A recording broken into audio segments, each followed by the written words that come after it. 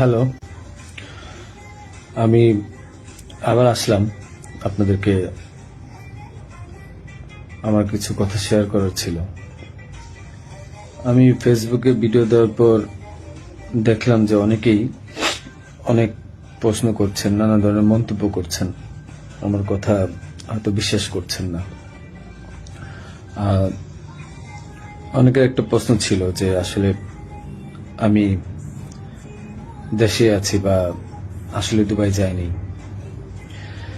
আমি একটু খুলেই বলি, কারণ এই 15-20 দিন পরে যেহেতু আমি বলছি, আমি দুবাইয়ের শারজাতে আছি। এখন আমি দুবাই আসলাম কিভাবে সেটাও বলি।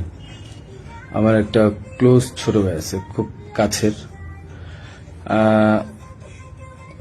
তার নাম হচ্ছে কাউসার মোল্লা, তার বাবার নাম হচ্ছে ইয়াসিন মোল্লা।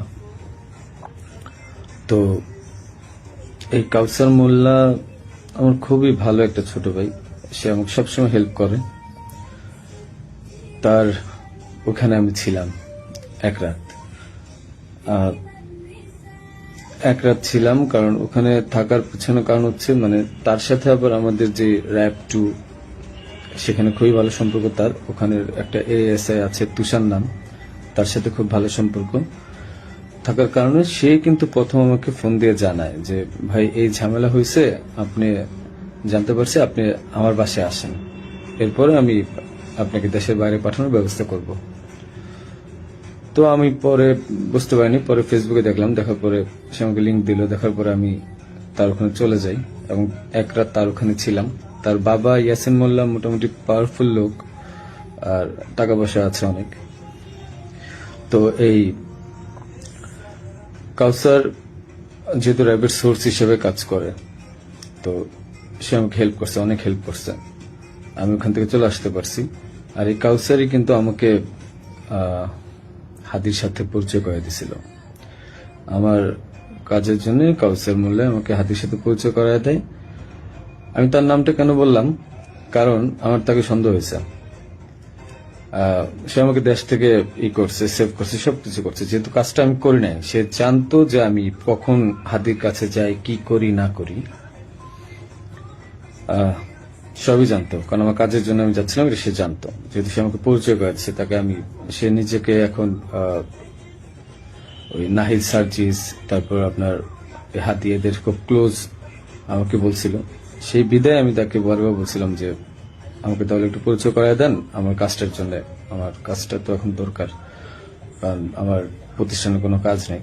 তো সে আমাকে পরিচয় করা দেয়, কিন্তু যখন সে, আমি জানি না, ওখান থেকে চলে আসার পর, বিদায় নিয়ে চলে আসার পর হাদি গুলি খাইছে এবং সে আমাকে আশ্রয় দিছে এবং সে আমাকে সেফ এক্সিট করে দিছে, আর সে র্যাবের সোর্স হিসেবে কাজ করছে। যখন এগুলো আমি মিলাইলাম, তখন আমার কাছে মনে হলো যে সে অনেক কিছু জানে। তাই আমি তার কথাই বললাম যে আপনারা একটু, আমি বাংলাদেশের পুলিশ প্রশাসনকে বলবো যে আপনারা একটু কাউসার মোল্লা আর তার বাবা ইয়াসিন মোল্লা, এই দুজনকে একটু জিজ্ঞাসাবাদ করবেন যে আসলে মূল ঘটনা কোথায়, আমাকে কেন, আমার মনে হচ্ছে তারা আমাকে ফাঁসাইছে। তো এটা গেল। তাদের সাথে জড়িত র্যাবের সোর্স হিসেবে সে কাজ করে, তাদের সাথে জড়িত র্যাব 2 এর তুষার নামে একজন এসআই আছে, আপনার তাকেও জিজ্ঞাসাবাদ করবেন। এখন আমি আরেকটা কথায় আসি। আপনারা বলছেন যে আমি কেন দেশ ছেড়ে চলে গেলাম। আরে ভাই, আমি তো মানুষ, আমি ব্যবসা করে খাওয়া ছেলে। দিন শেষে দেখা যাবে যে আমি দেশে থাকবো, আপনারা আমাকে মব করবেন। তো যেহেতু মবের যুগ চলতেছে এখন, 5ই আগস্টের পর থেকে আপনারা মবের একটা যুগ নিয়ে আসছেন, তো আমি কিভাবে মানে দেশ না ছেড়ে আসি? আর আমাকে তো কালচারই বলছে যে আপনি দেশ ছেড়ে চলে যান, আপনি দেশে থাকলে অনেক ঝামেলা হবে। তো আমি দেশ ছেড়ে চলে আসছি। পরবর্তী জানতে পারছি এই কাউসার র্যাবের সবার সাথে ঘুরে ঘুরে মানে মোটামুটি র্যাবকে ব্যস্ত রাখছে এবং আমার ফ্যামিলিকে সেই মোটামুটি ইনফরমেশন গুলো দিচ্ছে। তো আমি বারবার বলছি যে আপনারা কাউসারকে ধরেন। আমি শিওর এ আমাকে ফাঁসানোর পিছনে অনেক বড় হাত আছে এবং সে জানে যে কাজ কাদের। যেহেতু তার ব্যাকগ্রাউন্ড, আমার ছোট ভাই ভালো সম্পর্ক ছিল, তার ব্যাকগ্রাউন্ড কিন্তু ভালো ছিল না। একটা ভিডিও আমি শেয়ার করব, সে কিছুক্ষণ পরে আহ, তারা তো ছিল, এই ভিডিওটা আমি শেয়ার করব। এটা আহ, আমাকে একজন পাঠাইছে। ওকে, আচ্ছা, এখন আরেকটা প্রশ্ন আপনাদের উত্তর দিই। আমি প্রশ্নগুলো নোট করছি, একটু একটা মিনিট।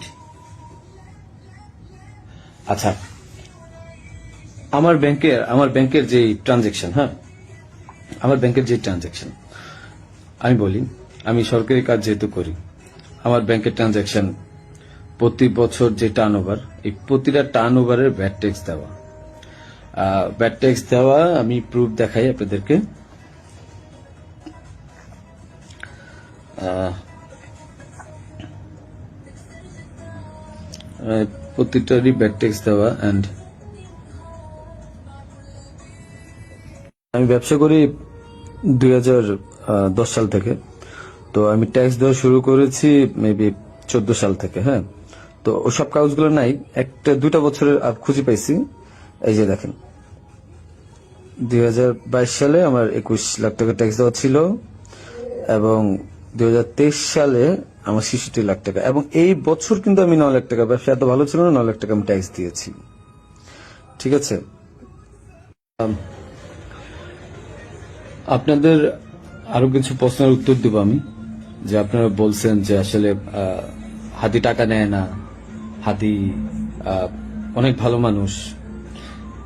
আমার যে 65 লাখ টাকা আপনারা বলছেন বাজেয়াপ্ত করবেন, এই 65 লাখ টাকা আমার দুইটা আইটি কোম্পানি থেকে আমাকে দেওয়া হয়েছে, এবং এটা পে অর্ডারের মাধ্যমে দেওয়া হয়েছে। আপনারা এগুলা আপনাদের যেই সিআইডি আছে তাদেরকে বলেন খুঁজে বের করতে। এটা আমার কামাই করা টাকা, তাদের সাথে ব্যবসায়িক ডিল ছিল, বিদায় এই টাকা তা আমাকে দিছে। আর এখন ওই টাকাটা আমি এফডিআর করে দিছিলাম আমার বাবুর জন্য, আমার ওয়াইফের নামে। ওই টাকাটা আপনারা বাজেয়াপ্ত করতে যাচ্ছেন, করেন, সমস্যা নাই। হাদিকে আমি 5 লাখ টাকা দিয়েছি, তার প্রমাণ হচ্ছে হাদি যখন আমার কাছে টাকা চায়, ঠিক এই টাকার উপরে আমি 5 লাখ টাকা লোন নিয়েছি ব্যাংক থেকে।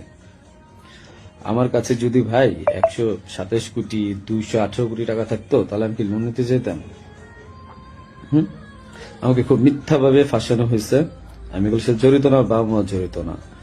ওখানে আপনি এনআরবিসিতে খবর নিবেন আপনারা, যে আমি 5 লাখ টাকা লোন নিয়েছি, এবং লোন নিয়ে এই টাকা আমি হাদিকে দিয়েছি। কারণ সে আমাকে বলছিল যে ইসের ছাড়া, মানে অ্যাডভান্স ছাড়া সে কাজ করতে পারবে না। আরেকটা কথা, আপনারা বলতেছেন যে জাবের এত ভালো মানুষ, খুব ভালো মানুষ, মহৎ মানুষ, তারা টাকা নেয় না। জাবেরকে জিজ্ঞাসা করবেন, জাবেরকে ধরে এনে জিজ্ঞাসা করবেন যে এই গেঞ্জি বানায় দেওয়ার জন্য, 250 গেঞ্জি বানানোর জন্য কাকে বারবার ফোন দিছে, কার কাছে বারবার টাকা চাইছে। আমি ফয়সাল, আমার কাছে বারবার টাকা চাইছে ওরা। আর তাদেরকে, জাবেরকে আমি প্রথম 10,000 না 5,000 টাকা দিচ্ছি, সে বলছে ভাই হাদিয়া দিছে, যে নেন ফয়সাল ভাই। এত সৎ লোক আপনারা। আমাকে যে মিথ্যায় ফাঁসাচ্ছেন, আমি গেছি ভাই কাজের জন্য, বানায় দিচ্ছেন খুনি। আর আপনারা বলতেছেন যে তোমার বাবা মা বলছে, তোমার মা বলছে, তোমার বোন বলছে, তোমার বউ বলছে, তোমার উমুক এক মাইয়ারা বানায় দিলেন আমার বান্ধবী, যে উমুকে বলছে, যে সবাই বলছে যে তুমি এগুলোর সাথে জড়িত। হ্যাঁ, আমি পাগল তো, যে আমি মানুষ মার্ডার করে আমি আমার বাসায় যাব, আমি মানুষ মার্ডার করে আমি আমার বাসায় যাব, যেন আমার 14 গোষ্ঠী ধরতে পারে। মানে আমি এত বড় বোকা, এত বড় পাগল? হ্যাঁ, মানে এটা তো মানুষের কমন সেন্স। আমি কেন বাসায় যাব? আমি একটা মানুষের মার্ডার করছি, আমি তো সোজা এক্সিট নিব, আমি কেন বাসায় যাব? তারপর এই যে আপনারা বলতেছেন যে আমার আমার মা বলছে, বাবা বলছে। আরে ভাই, আমি জেলখানায় খবর নিছি তাদের ওখানে যাওয়ার পর। আমি আমার আত্মীয় স্বজন থেকে জেলখানায় খবর নিছি যে আসলে কি হয়েছে। আমার ওয়াইফ বলছে, আমার আমার বাবা মা সেম একই কথা বলছে, যে তাদেরকে বলা হয়েছে বারবার যে রিমান্ডে যদি 164 না দেন, তাহলে আমরা আবার আপনাদেরকে রিমান্ড আনবো, এবং তখন কিন্তু আমরা টর্চার করব। তাহলে কি করবে যারা জীবনে কোনোদিন প্রথম জেলখানায় গেছে? কি মানে এগুলো কি আপনারা কি পাইছেন? যে আমি ওরা মার্ডার করছি, প্রমাণ কোথায় আপনাদের কাছে যে আমি ওকে মার্ডার করছি? আপনারা কাউসারকে ধরেন, সে আমাকে কেন সেফ এক্সিটের ব্যবস্থা করে দিচ্ছে, সে কেন বারবার আমাকে হেল্প করছে, কেন আমার সাথে হাতের সাথে পরিচয় করে দিচ্ছে? He knows everything. তারপরে যে ব্যাড ট্যাক্স টাকা, একটা প্রমাণ দেখেন তো কোথা থেকে টাকা ঢুকছে। আর ভাই আমার কামানো 65 লাখ টাকা আপনার বাজেয়াপ্ত করে দিচ্ছেন। কেউ আমাকে টাকা দিছে? আমি ব্যবসা করে খাওয়াচ্ছিল। আপনারা বারবার আমি বলতেছি আপনাদেরকে যে এখানের সাথে আমি জড়িত না, একটা পর একটা মিথ্যা ব্লেম দিচ্ছেন, যে কমেন্টের পর কমেন্ট গালাগালি করতেছেন, যা মন চাই করতেছেন। আর ভাই আপনাদের বাপ মারে ধরলো তো আপনার বাপ মা কি বলবে? হ্যাঁ,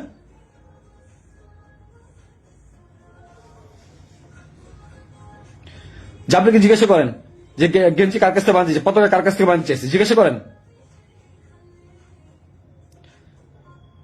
এই খুনির বিচার হবে।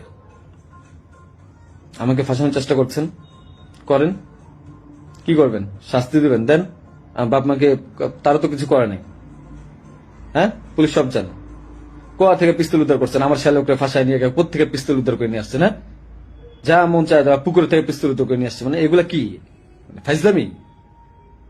হ্যাঁ, আমার বোনের বাসায় পিস্তল পাইছেন, গুলি পাইছেন, এই গুলি পিস্তল আপনারা বলতেছেন বারবার যে তার বাসায় চিপ। আরে ভাই ওই জায়গার মধ্যে মোবাইল ফালাই দিছিল, ওই জায়গায় আমার মোবাইল ফালাইছে, ওই মোবাইল আনতে গেছে, ওইটা বানাচ্ছে গুলি পিস্তলের জায়গা না? বাসা থেকে কারো কাছ থেকে পাইছেন? কারো বডি রিকভারি পাইছেন আপনারা?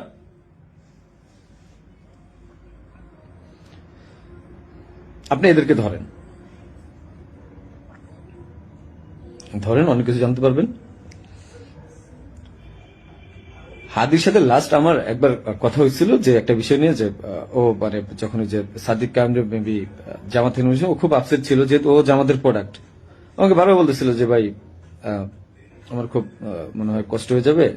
আমি ওরা বলছিলাম ফাইজলাম করে যে মির্জা আব্বাস ভাই তো খুবই ভালো মানুষ, ওনার কাছে যান, উনি আসলেই ভালো মানুষ, ভাই তো ভালো মানুষ। হাদি নিজেও বলছে যে মির্জা আব্বাস ভাইয়ের কাছে যান, উনি ভালো মানুষ, ওনার কাছ থেকে আপনি যা 2-4 কোটি টাকা নিয়ে আপনি নির্বাচনটা বাদ দিয়ে দেন। এটা আমি একবার ফাইজলাম করতেই বলছি। তো বলছে ভালো তো, ভাই যদি টাকা দেয় তাহলে তার নির্বাচন করা লাগবে না। তো হাদির মুখে শোনা মির্জা আব্বাস ভাই ভালো লোক মানুষ, মির্জা আব্বাসের মধ্যে লোক এই কাজ করতে পারে না, যারা করতে পারে তাদেরকে জিজ্ঞাসা করেন। ফাইজলামের একটা সীমা থাকা উচিত। জামাত শিবিরকে ধরেন,